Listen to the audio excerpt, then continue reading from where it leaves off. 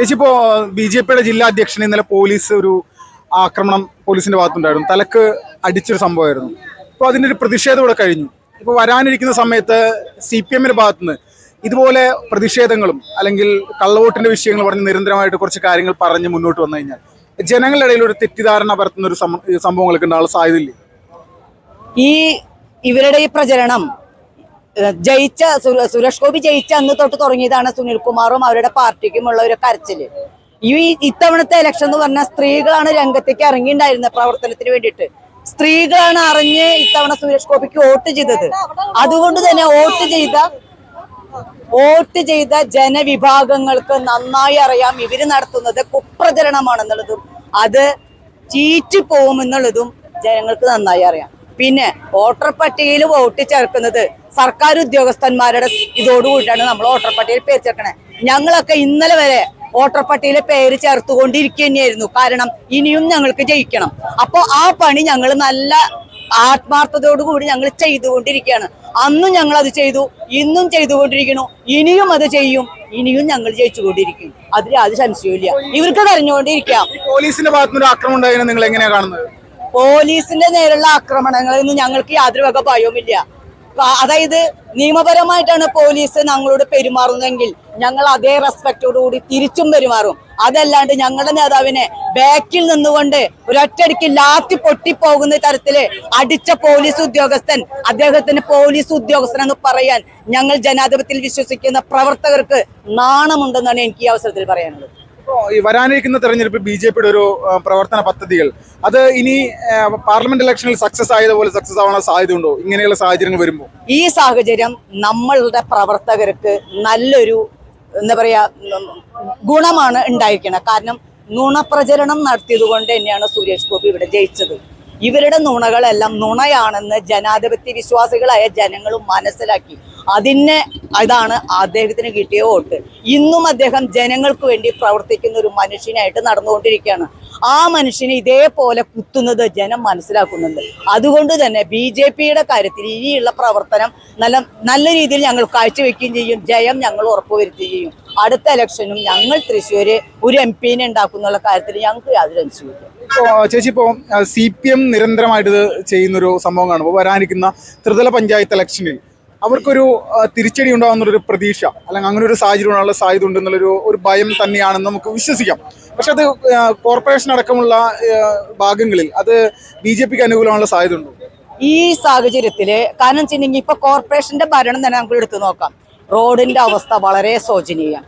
ഒരു കൗൺസിലർമാർക്കും ആത്മാർത്ഥമായിട്ട് അതാത് ഡിവിഷനിൽ പ്രവർത്തിക്കാൻ പറ്റുന്നില്ല. മേയറാണെങ്കിൽ ഇതൊന്നും കണ്ട ഭാവം നടിക്കുന്നില്ല. ഇപ്പൊ ബസ് തന്നെ ഇടിച്ച് കുഴിയിൽ വീണ് എത്ര ആളുകൾ ഇവിടെ ജീവൻ പൊലിഞ്ഞു. അതിനെതിരായിട്ട് പ്രവർത്തിക്കാനോ പ്രതിഷേധിക്കാനോ ആരും തന്നെ ഇവിടെ ഇല്ല. വേണ്ടാധീനങ്ങൾ ഈ വോട്ടിന്റെ പിന്നാലെ നടക്കാതെ കണ്ട് ഈ റോട്ടിലെ കുഴിയെങ്കിൽ അടച്ചെങ്കിൽ അവർക്ക് അടുത്ത ഇലക്ഷനെ നേരിടാൻ പറ്റുമായിരുന്നു. അതുപോലും ചെയ്യാതെ കണ്ട് നുണപ്രചരണത്തിന് വേണ്ടി മാത്രം ഇറങ്ങിയാൽ എങ്ങനെയാണ് ജനങ്ങൾ അവർക്ക് വോട്ട് ചെയ്യുക? അവരുടെ പ്രവർത്തനമാണ് അവരുടെ വോട്ട് നിഷേധിക്കപ്പെടുന്ന ജനങ്ങള്. മനസ്സിലായ? നമ്മൾ കർമ്മനിരതരായിട്ട് പ്രവർത്തിക്കുന്നത് കൊണ്ടാണ് നമ്മൾക്ക് വോട്ട് കിട്ടുന്നത്. അത് ഇനിയെങ്കിലും അവർ മനസ്സിലാക്കട്ടെ. അതാണ് എനിക്ക് പറയാനുള്ളത്.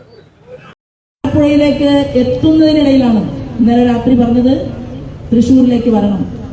ശ്രീമാൻ സുരേന്ദ്രന് മറ്റൊരു ജില്ലയിൽ വളരെ പ്രധാനപ്പെട്ട മറ്റൊരു പരിപാടി അതിൽ പങ്കെടുക്കാൻ വേണ്ടിയുള്ളതാണ്.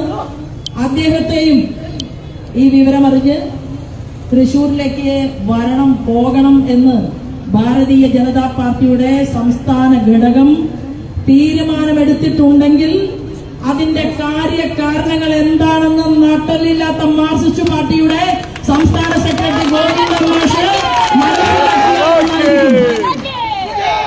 കേരളത്തിലെ മുഴുവൻ നേതാക്കന്മാരെയും, ഞങ്ങളൊക്കെ നേതാക്കന്മാരെ പോലെ അങ്ങനെ അഹങ്കരിച്ചു നടക്കുകയല്ല. നിങ്ങള് പോലീസ് ലാത്തി ചാർജ് നടത്തിയപ്പോ അവിടെ ടോളിൽ എന്റെ തലയൊക്കെ അടിച്ചു പൊട്ടിച്ച് നമ്മൾ ആശുപത്രിയിൽ കടന്നു, സർജറി നടത്തി.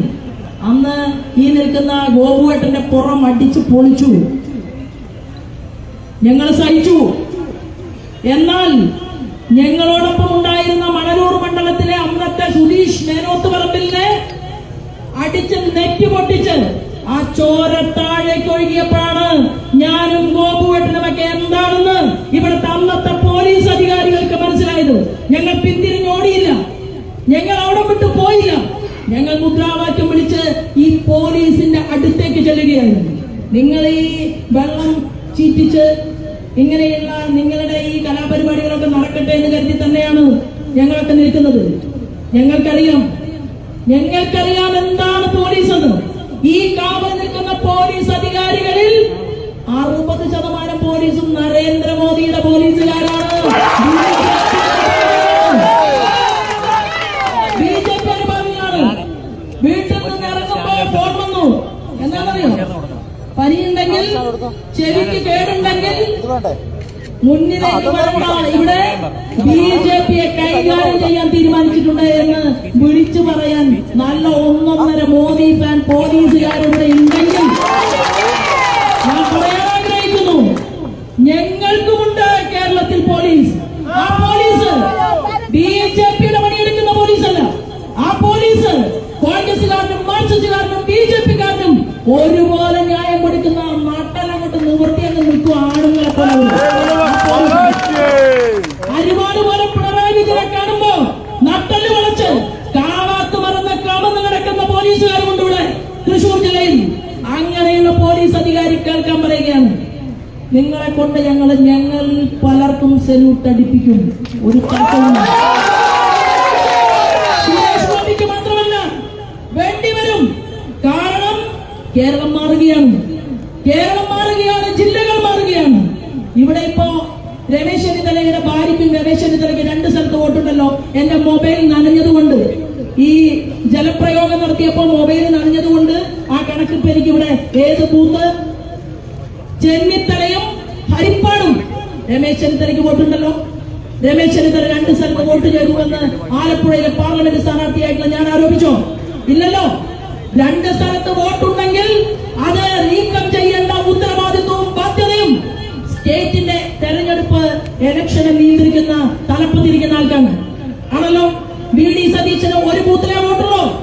VD സതീശന്റെ വോട്ടിന്റെ കണക്ക് പറവൂരിൽ നിന്ന് ഒരു കോൺഗ്രസുകാരനാണ് ഞങ്ങൾക്ക് അയച്ചു തന്നില്ല. അത് വെരിഫിക്കേഷൻ കഴിഞ്ഞിട്ട് വേണം അടുത്ത പ്രസംഗത്തിലെ അത് പറയാൻ സാധിക്കും. അത് വെരിഫിക്കേഷൻ ചെയ്യണം, ഉണ്ടോ ഇല്ലയോ പരിശോധിക്കണം.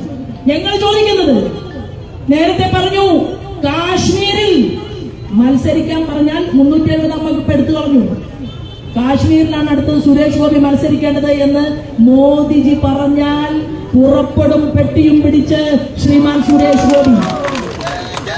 ഞങ്ങളൊക്കെ ആവശ്യപ്പെട്ടിട്ടാണ് ഭാരതീയ ജനതാ പാർട്ടിയുടെ സംസ്ഥാന ഘടകം മുഴുവൻ ഏകകണ്ഠമായി ആവശ്യപ്പെട്ടിട്ടാണ് ഓരോ തെരഞ്ഞെടുപ്പുകളിലും ശ്രീമാൻ സുരേഷ് ഗോപി തെരഞ്ഞെടുപ്പിൽ മത്സരിക്കാൻ വന്നിട്ടുള്ളത്. ഭാഗ്യമാണെന്ന് കരുതും തൃശൂർക്കാർ അല്ലെ. എത്ര അമ്മമാർക്ക് വീട് വെച്ചു കൊടുത്തു. ഭർത്താവിന് നഷ്ടപ്പെട്ട, ജീവിക്കാൻ ആശ്രയമില്ലാത്ത എത്രയോ അമ്മമാർക്ക് വീട് വെച്ചു കൊടുക്കാൻ ഇവിടെ സുരേഷ് ഗോപി തയ്യാറായി.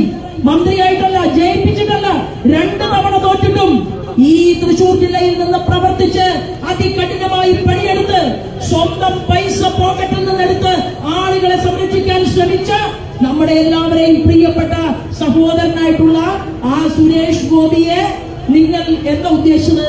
നിങ്ങൾ കരിയോയിൽ പ്രയോഗം നടത്തി. ഒരുത്തൻ പോലീസ് സ്റ്റേഷനിൽ പരാതി കൊടുത്തു അത്രേ. എന്താ പരാതി? സുരേഷ് ഗോപിയെ കാണുന്നില്ല. നേരം വെളുത്താൽ എന്ത് ചെയ്യണം? നേരം വെളുത്താൽ മിനിമം ഒരു പേപ്പറെങ്കിലും വായിക്കണം. അത് വായിച്ചാൽ ഏതെങ്കിലും ഒരു ചാനല് കാണാൻ തീരുമാനിച്ചാൽ ഇന്ത്യയിൽ സുരേഷ് ഗോപി ടൂറിസം മിനിസ്റ്റർ എന്നുള്ള രീതിയിലും പെട്രോളിയം മിനിസ്റ്റർ എന്നുള്ള രീതിയിലും രാജ്യവ്യാപകമായി യാത്ര ചെയ്തുകൊണ്ട് പണിയെടുക്കുന്നത് ആ കോൺഗ്രസുകാരന് കാണാൻ സാധിക്കുമായിരുന്നു.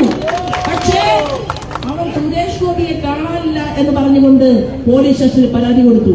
ഈ തൃശൂർ പേരൂരിന്റെ മണ്ണിൽ നിന്ന് നിരവധി ക്രിസ്ത്യൻ ഹിന്ദു പെൺകുട്ടികളെ കാണാതായിട്ടുണ്ട്. എവിടെയായിരുന്നു കോൺഗ്രസുകാർ? ആ പെൺകുട്ടികളെ കാണാതായതിന്റെ പേരിൽ ഒരു സമരം നടത്താനോ, അവരാര് തട്ടിക്കൊണ്ടുപോയി എന്ന് പരിശോധിക്കാനോ, അവരെവിടെയാണെന്ന് എന്ന് ചോദിക്കാനോ ഒരൊറ്റ കോൺഗ്രസുകാരനെയും ഈ തൃശൂരിന്റെ മണ്ണിൽ ഞാനോ നിങ്ങളോ കണ്ടില്ല.